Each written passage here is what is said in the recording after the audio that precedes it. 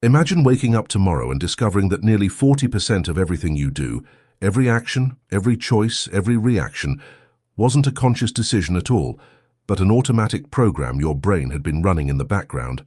Sounds scary, right? But it's true. From the moment we open our eyes to the moment we fall asleep, our lives are powered by invisible loops, tiny routines so deeply ingrained that we don't even realize they're controlling our day. And the most surprising part?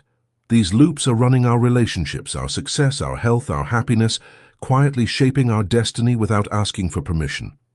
This is the unbelievable science behind habits, and once you understand it, you'll never look at your daily life the same way again.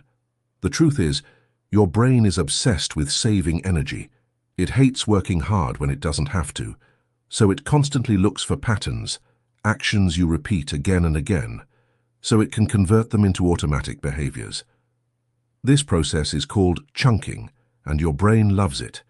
That's why habits form so quickly and feel almost impossible to break. Because once a behavior becomes automatic, the brain stops paying attention. It simply hits play, and the loop begins. Scientists call this loop the cue, routine, reward cycle. It's like a three-step formula your brain follows every time a habit forms. The cue is the trigger, something that tells your brain it's time to start this routine. It could be waking up, hearing your phone ping, feeling stressed, or even walking into the kitchen. The routine is the action you take, grabbing your phone, brushing your teeth, lighting a cigarette, opening the fridge. And the reward is the hit your brain gets at the end, relief, pleasure, satisfaction, or comfort. That reward tells your brain, hey, that felt good. Let's remember this for next time. And so the loop becomes stronger and stronger until it becomes automatic. But here's the shocking part. Your brain cannot tell the difference between a good habit and a bad habit. It doesn't think in terms of right or wrong. It only thinks in terms of efficiency. If a behavior saves energy and gives a reward, the brain locks it in. That's why bad habits stick so tightly to us, and why good habits feel so hard in the beginning. Good habits usually require effort before reward, while bad habits give reward instantly. And for the brain, instant reward is irresistible. The real power comes when you start spotting these cues and routines in your own life. Think about this for a moment. Why do you reach for your phone first thing in the morning? Why do you crave something sweet after dinner? Why do you scroll endlessly even when you know you should stop? It's because the cue triggers the routine and the reward seals the deal. Once you identify your loop, you gain control. You begin to see that habits don't happen to you. You create them, even if unknowingly. And that's where the magic lies. Understanding the science of habits isn't just about knowing how the brain works. It's about taking back the driver's seat of your own life. If habits control almost half of what you do, then learning how they form gives you the power to redesign your days, your mindset, your results, and your future. Once you learn how to break the loop or build a new one, you're no longer a prisoner of your past patterns. You become the architect of your future behavior. And that is where true transformation begins. Now that you understand how habits actually form inside the brain, let's go one step deeper into something even more fascinating, the idea of keystone habits. These are not ordinary habits. They're the kind of habits that, once formed, trigger a chain reaction of positive changes across your entire life. Think of them like dominoes. You push one, and suddenly 10 more fall effortlessly without you touching them. And what's crazy is that most people don't even realize which of their habits have this hidden power. A keystone habit is powerful because it influences your mindset, your confidence, your discipline, and even the way you make decisions. For example, when someone starts exercising regularly, they often begin eating healthier without trying. They start sleeping better, feeling more confident, and sometimes even performing better at work. That one habit quietly reshapes other areas of life because it changes how you see yourself. The moment you start doing something consistently, your identity begins to shift. You go from, I wish I was disciplined, to, I am someone who takes care of myself. And once identity changes, behavior follows naturally. The same happens with habits like waking up early, reading daily, or planning your day before it begins. These habits create mental structure. They give your brain a sense of control and clarity. And the better your mindset becomes, the easier it is for other positive habits to form. That's why keystone habits are considered the foundation stones of personal transformation. They're not just actions, they're catalysts. But the real question is, how do you identify your keystone habits? The answer lies in self-observation. Start by asking yourself, what one habit, if I improved it, would automatically improve many other parts of my life? For students, it might be studying for just 30 minutes every day. For someone struggling with stress, it could be meditating or journaling. For someone trying to break laziness, it could be walking for 20 minutes daily. The key is to find a habit that builds confidence and momentum. Here's something interesting. Keystone habits don't need to be big. In fact, the smaller they are, the easier they stick. A 5-minute morning routine, drinking water right after waking up, or simply making your bed. These tiny actions create psychological wins. And once your brain gets used to these wins, it starts craving bigger ones. Momentum becomes your new fuel. Another thing about keystone habits is that they reveal your hidden potential. When you start following one positive habit, no matter how small, it sends a message to your subconscious mind, I am capable of change. And that belief alone is enough to transform your behavior in other areas. It's like planting a seed that eventually grows into a tree with many branches. And the best part? You don't need to change your entire life overnight. You just need one good habit that sets everything else in motion. When that habit becomes strong, it naturally restructures your daily routine, your thought patterns, and your emotional responses. And slowly, without forcing anything, your life starts moving in the direction you always wanted. That's the hidden beauty of keystone habits. They do the heavy lifting for you, quietly but powerfully reshaping the way you live. By now you've seen how powerful keystone habits can be, but there's another side of the story that everyone struggles with. The habits we desperately want to break but somehow keep repeating. Bad habits feel like they have a mind of their own. You tell yourself you'll stop scrolling, you'll stop procrastinating, you'll stop eating junk. Yet the moment a trigger appears, you slip right back in. And it's not because you're weak or lazy, it's because bad habits are perfectly designed to satisfy your brain in the fastest way possible.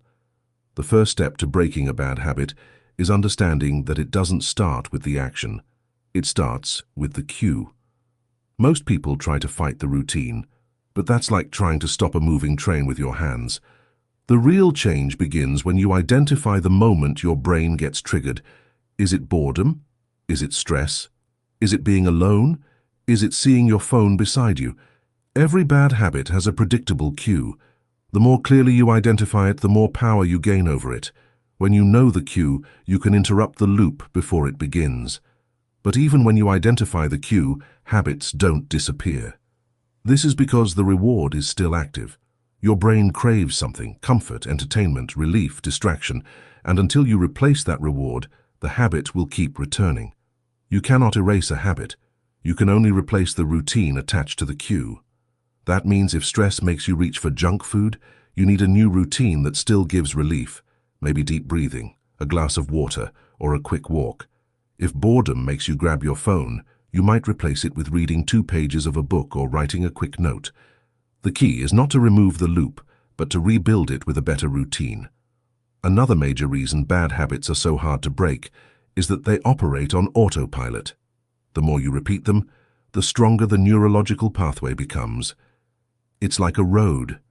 If you keep walking on the same path, it becomes clear and easy to follow. But if you stop walking on it and start using a new path, slowly the old one fades. That's why consistency matters. Even if replacing a routine feels awkward at first, every attempt weakens the old habit and strengthens the new one. Willpower alone isn't enough to break bad habits. It works for the first few days, maybe a week, but eventually your brain gets tired and falls back into old routines. That's why you need systems instead of willpower. Remove temptations from your environment, create friction for your bad habits, and make good habits easier. For example, if you want to stop scrolling late at night, charge your phone in another room. If you want to stop snacking, don't keep snacks within reach. If you want to stop wasting time, set a timer and break work into small chunks. The easier you make the new routine, the faster the old one dies. There's also an emotional layer to breaking habits. Many habits exist because they are coping mechanisms. People overeat because of stress, overscroll because of loneliness, overspend because of emptiness. Until you address the emotion beneath the habit, you will keep returning to it. When you recognize the feeling driving your routine, you stop fighting the habit blindly and begin healing the root cause. Breaking a bad habit is not about perfection. It's about awareness and replacement. Once you understand the loop, you're no longer controlled by it. You start making conscious choices, and every conscious choice weakens the cycle. And slowly, the habit that once felt impossible to break starts losing its power over your life. Once you understand how to break bad habits, the next natural step is learning how to build good habits that actually stay with you. Most people start new habits with high motivation, New Year resolutions, fresh plans, big goals. But within a few days, that excitement fades and the habit collapses. Not because the habit was wrong, but because the strategy was. Building a habit that lasts is not about doing something huge. It's about designing it in a way that your brain can accept, repeat, and eventually automate. The first rule of building a long-lasting habit is to start small, much smaller than you think you need to. If your goal is to read daily, don't start with 1 hour, start with 2 minutes. If your goal is to exercise, don't start with a heavy workout. Start with a 5-minute walk. Tiny habits feel almost laughably small, but that's exactly why they work. They don't trigger resistance. They slip past your brain's defense system, and once the habit is established, you can slowly expand it. Small consistency always beats big effort that doesn't last. Another powerful method is habit stacking, connecting a new habit to an old existing one. Your brain already recognizes certain moments as routines, like waking up, brushing your teeth, or sitting at your desk. When you attach a new habit right after an existing one, your brain builds a strong association.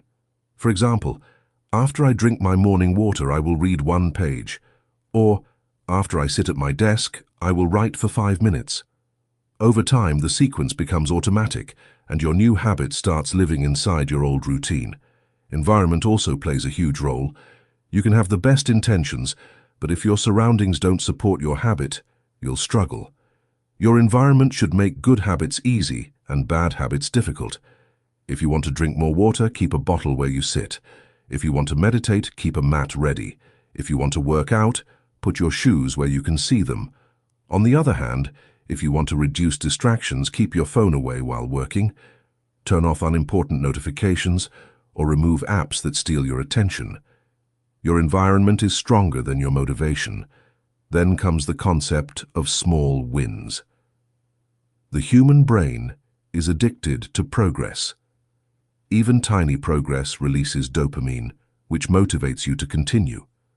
That's why tracking your habits on paper, on an app, or even mentally creates a sense of achievement. When you see a streak building, you don't want to break it. That feeling becomes your fuel. Momentum becomes your motivation. Slowly, repetition shapes your identity. You begin to see yourself as someone who follows through. One thing people misunderstand is the difference between motivation and discipline. Motivation is temporary. Discipline is what keeps a habit alive. Good habits grow stronger when you do them, even when you don't feel like it. That doesn't mean forcing yourself harshly. It means keeping the minimum version of your habit alive on difficult days. If you can't read for 20 minutes, read for 2. If you can't exercise fully, stretch for 5 minutes. Never miss twice. Missing once is normal. Missing twice starts a new habit of skipping. Finally, think of habits in cycles, 30-day formation and 90-day solidification. The first month is about establishing the routine. The next 2 months are about strengthening it until it becomes automatic. By the time you complete 90 days, the habit starts becoming a part of who you are, not just something you're trying to do. Good habits are not built by force, they are designed. Once you understand how to create small wins, structure your environment and build consistent routines, you're no longer fighting your habit, you're guiding it. And when a habit sticks, it becomes the foundation for long-term growth and true transformation. As your good habits begin to take shape, There is a deeper layer that decides whether those habits will truly transform your life or fade away over time. And that layer is belief and identity. Most people think habits are only about action, but action is just the surface. Real, lasting change comes from the story you tell yourself about who you are.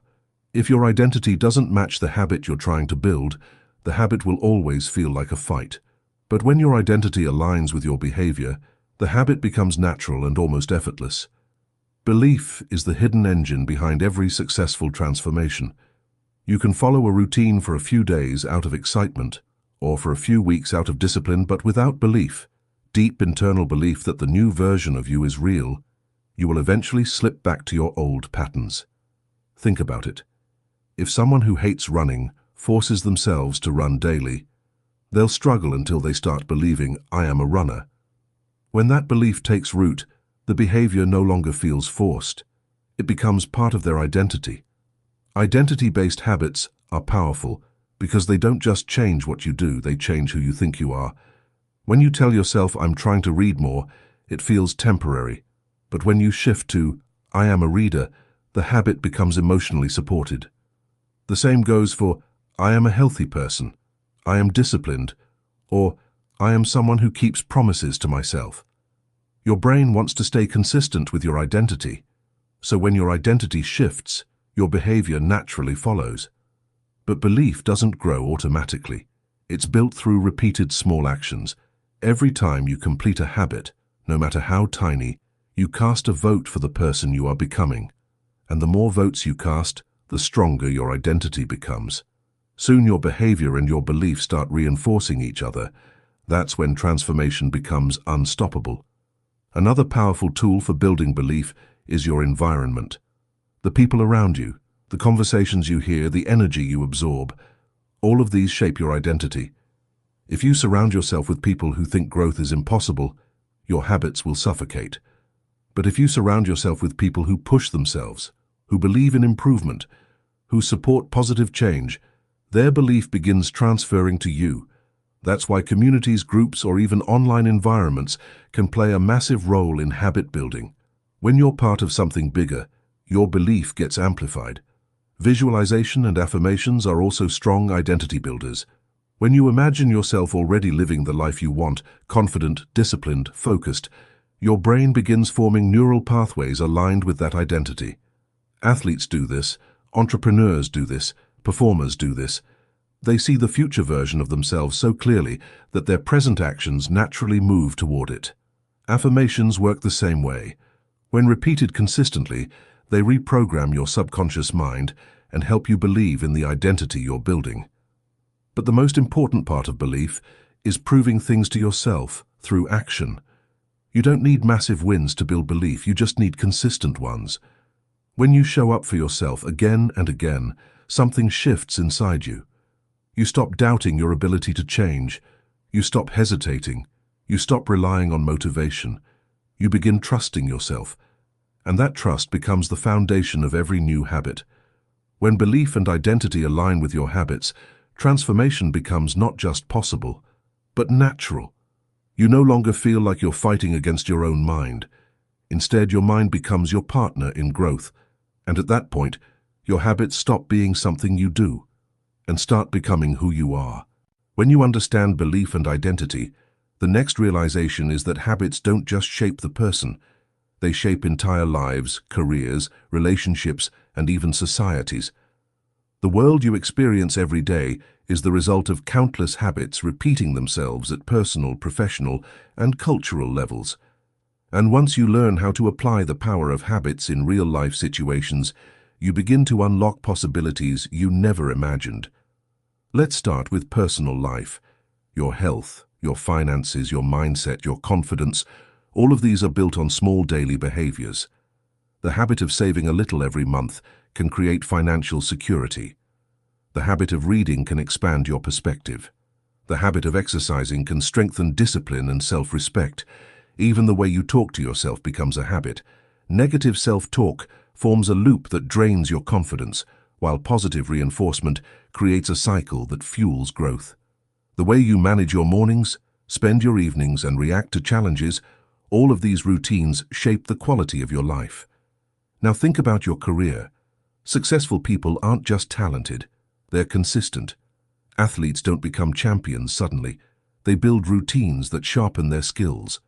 Entrepreneurs don't become successful overnight. They form habits of problem-solving, learning, networking, and resilience. Even in corporate environments, habits define success. A company that encourages communication, creativity, and accountability builds a culture of excellence. In contrast, a company stuck in unproductive routines creates stress, burnout, and inefficiency.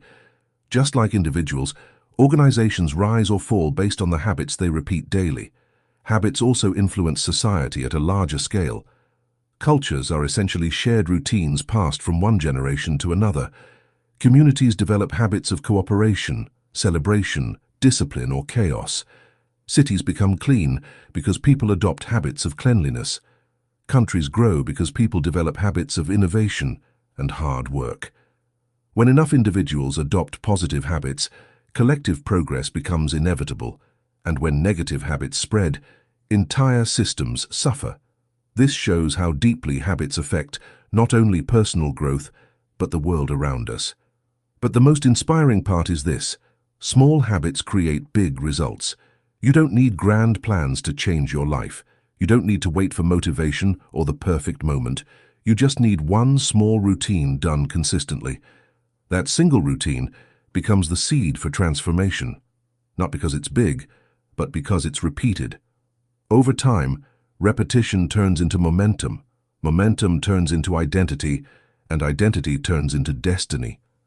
At the end of the day, the power of habit is not about controlling every second of your life. It's about understanding the invisible forces shaping your behavior. When you take conscious control of even a few key habits, your life begins to move in the direction you choose. Your mind becomes clearer, your actions become intentional, your future becomes predictable, and slowly, with every repeated behavior, you build a life that reflects your true potential. So if you've made it this far, remember this: change doesn't happen in a moment. It happens in the daily choices you repeat.